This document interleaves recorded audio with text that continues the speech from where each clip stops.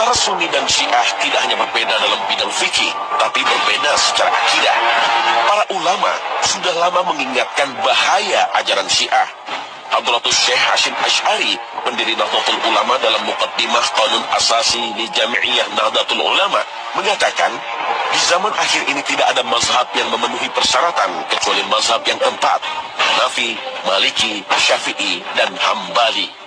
Adapun mazhab yang lain seperti mazhab Syiah Imamiyah dan Syiah Zaidiyah adalah ahli bid'ah, sehingga pendapat-pendapatnya tidak boleh diikuti. Syiah juga hanya menerima hadis dari jalur Ahlul Bait. Akibatnya, ribuan hadis sahih walaupun diriwayatkan Bukhari Muslim ditolak oleh mereka. Karena kebencian terhadap para sahabat Nabi, kaum Syiah biasa menyebarkan hadis-hadis palsu untuk memperkuat doktrin dan ajarannya.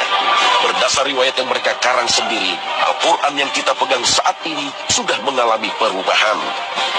Abul Hasan Al-Amili dalam Miratul Anwar wa Mishkatul Asrar mengatakan, sepeninggal Rasulullah, banyak sahabat yang menjadi penulis Al-Quran menghapus banyak ayat.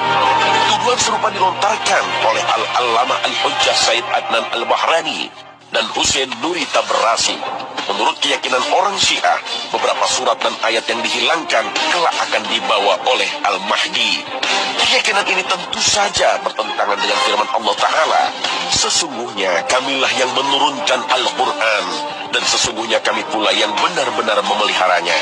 Al-Quran Surah Al-Hijr ayat 9. Berbagai penyimpangan lainnya banyak kita temukan dalam ajaran Syiah, seperti kawin mut'ah yang tidak ada bedanya dengan pelacuran. Bahkan perilaku kemusyrikan pun menjadi tradisi Syiah yang menyebar luas. Karena kultus terhadap para imam, mereka biasa menziarahi kuburannya, kemudian menyembahnya. Mereka pun berdoa dan meminta pertolongan mereka, karena diyakini para imam meskipun telah wafat bisa membuat mereka kaya atau miskin, dan bisa membuat mereka senang atau sengsara. Seperti disaksikan oleh Syekh Yusuf Qardawi, para penziarah mendatangi makam Imam Ridha dengan bersujud sambil merangkak ke arah kuburan yang berjarak 10 meter. Na'udzubillah min zalik. Sejumlah ulama Iran kunjungi PBNU.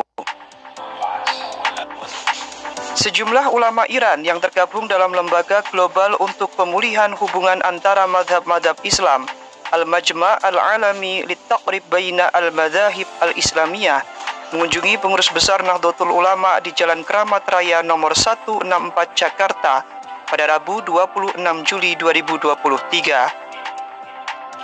Hadir menemui mereka jajaran Syuriah PBNU, yakni Roy Syuriah PBNU Kiai Haji Khalil Nafis, Katib Am Syuriah PBNU Kiai Haji Ahmad Said Asrori, Katib Syuriah PBNU Kiai Haji Abdul Muqsid Ghazali, Habib Lutfi bin Ahmad Al-Attas, dan Kiai Haji Nurul Yaqin Ishaq, serta Wakil Sekretaris Jenderal PBNU Sidratun Naim. Kiai Khalil Nafis menyampaikan bahwa NU merupakan organisasi masyarakat Islam terbesar di Indonesia, bahkan di dunia. Jumlah anggotanya lebih dari 100 juta yang tersebar di berbagai wilayah di Indonesia dan sejumlah negara di dunia. Selain itu, ia juga menyampaikan bahwa NU memiliki puluhan ribu pesantren yang terafiliasi yang mendidik jutaan santri dan pelajar mengenai pendidikan Islam. Sementara itu, Kiai Muqsid, yang merupakan dosen di UIN Syarif Hidayatullah Jakarta, juga menyampaikan bahwa NU merupakan organisasi sosial keagamaan, bukan organisasi politik partai. Ia juga menyebut bahwa Indonesia merupakan negara persatuan dengan bentuk republik, bukan negara agama.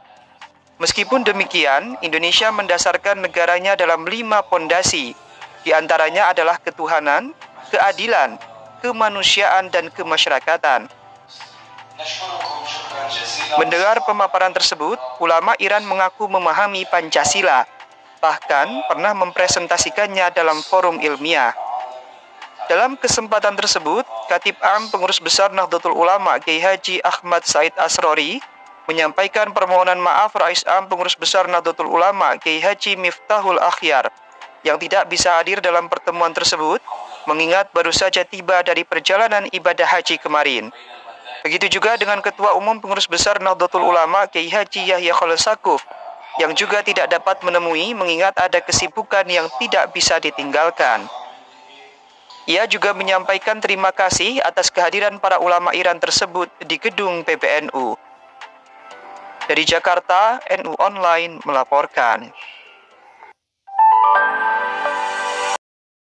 Tantangan semakin berat, tantangan semakin kompleks, semakin serius. Dulu Wahabinya di sana, waktu NU dibentuk, Wahabinya di Saudi sana. Sekarang Wahabinya di mana? Kali Tanjung, As-Sunnah, Salim Bajri, Yusuf Baisa. Dari depan mata kita Wahabinya. Di mana lagi? Banyak ya, di mana lagi? Di mana lagi? Cirebon. Di Kuningan, di sekeliling kita.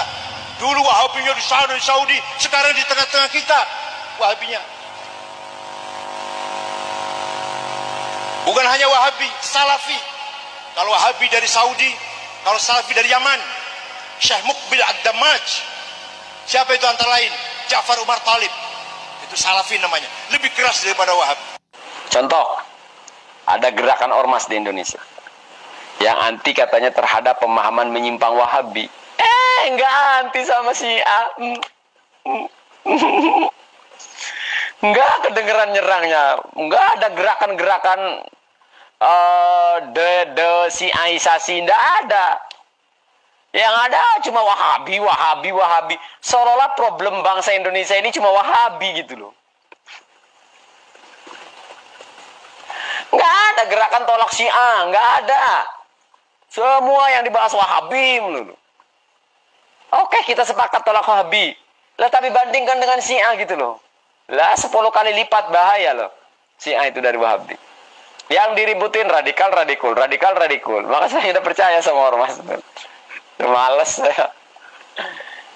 Membentuk kaderisasi di kampung-kampung, di pelosok-pelosok sampai anak kecil sampai didoktrinin ormas. Tapi setiap ocehannya, setiap ceramahnya, setiap kajiannya cuma anti Wahabi. Brut, seolah-olah masalah bangsa kita ini Wahabi lah penyebab.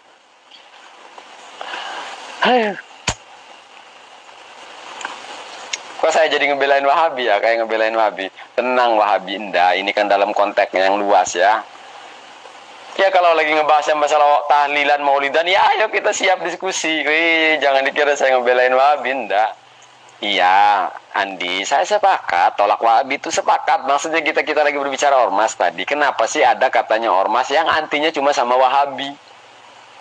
Saya jadi bingung. Katanya alasannya produk luar negeri, Timur Tengah. Lah emang liberal produk mana? Liberal apakah produk Nusantara? Liberal itu produk Barat. Ada orang anti Timur Tengah, enggak anti Barat. Wes merawut. Makanya pengen aman, enggak usah ikut ormas saya. Jangan dianggap provokatif nih saya nih ya.